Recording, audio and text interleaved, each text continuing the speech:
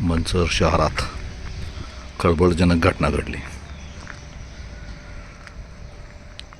कौटुंबिक वादातून एका महिलेने तिच्या बाळासह विहिरीत आत्महत्या करण्याचा प्रयत्न केला. त्यामध्ये तिचा मुलगा हा ठार झाला असून संबंधित महिला बालंबाल बचावली.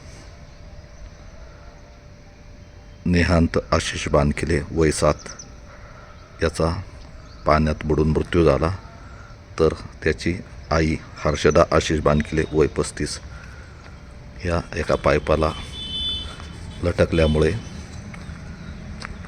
त्या सुदैवाने बचावल्या आहेत. नेमकं आत्महत्येचं कारण समजलं नाही. ज्या विहिरीत आत्महत्या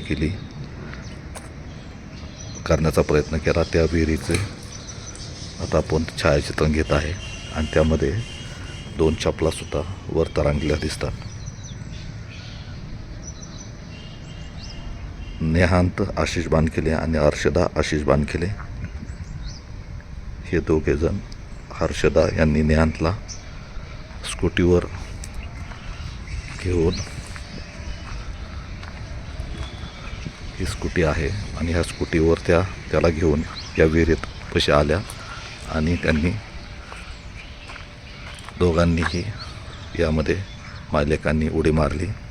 त्यामध्ये नेहांत आशिष बानखिले वय 7 याचं निधन झालं पाण्यात बुडून आणि हर्षदा आशिष बानखिले या पाईपाला लटकल्यामुळे त्या बालंबाल बचावल्या असून मंचर उपजिल्हा रुग्णालयात त्यांच्या वैद्यकीय उपचार सुरू आहे. त्यांची प्रकृती स्थिर आहे. नेमकी ही घटना कशामुळे झाली याचा उलगडा झाला नाही.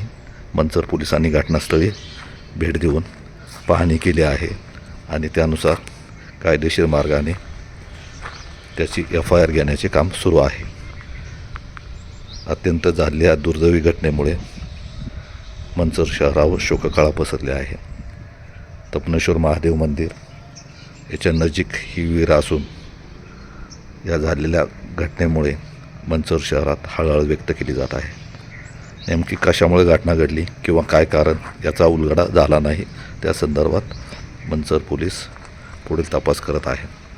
ज्या स्कूटीवरून नेहांत आणि हर्षदा आले होते त्या स्कूटी ह्याच ठिकाणी उभी आहे आणि समोर ती स्कूटी दिसते आणि ज्या विहिरीमध्ये त्यांनी आत्महत्या करण्याचा प्रयत्न केला त्यामध्ये नेहांत याचं निधन झालं आणि हर्षदा या बालंबाल बचावल्या आहे.